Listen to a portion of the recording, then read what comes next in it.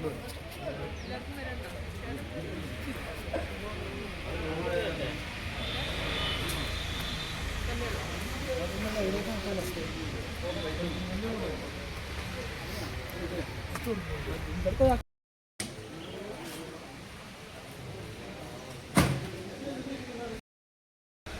നമസ്കാരം.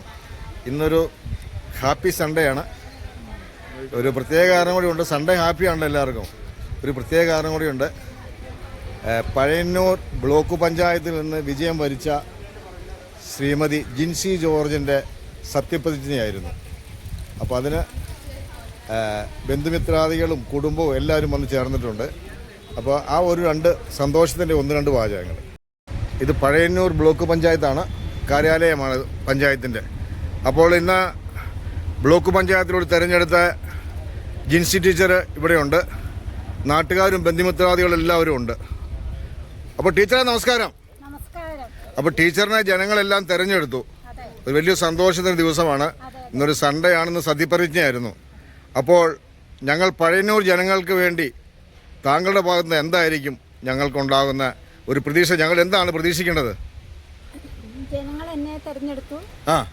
അപ്പോൾ ജനങ്ങൾക്ക് ആവശ്യമായ രീതിയിലുള്ള ജനക്ഷേമ പ്രവർത്തനങ്ങളും സാമൂഹ്യക്ഷേമ പ്രവർത്തനങ്ങളും നാടിൻ്റെ വികസനത്തിനും ഒക്കെ അവരുടെ ഒപ്പം നിന്ന് പ്രവർത്തിക്കും. എൻ്റെ കഴിവിന് അനുസരിച്ച് ഞാൻ അവരുടെ ഒപ്പം നിന്ന് പ്രവർത്തിക്കുന്നതാണ്.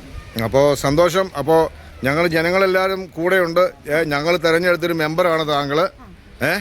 അപ്പോൾ ഞങ്ങൾക്ക് നല്ല പ്രതീക്ഷയോടുകൂടി നമുക്ക് മുന്നേറാമല്ലോ അല്ലേ? അപ്പോൾ അപ്പോൾ നാട്ടുകാരോട് എന്താ പറയാനുള്ളത്?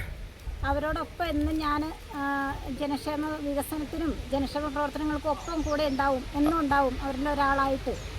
Okay, bye bye, thank you. അനുഗ്രഹിക്കട്ടെ. എല്ലാ പ്രവൃത്തികൾക്കും ദൈവം കൂടെ ഉണ്ടായിരിക്കട്ടെ. ബൈ.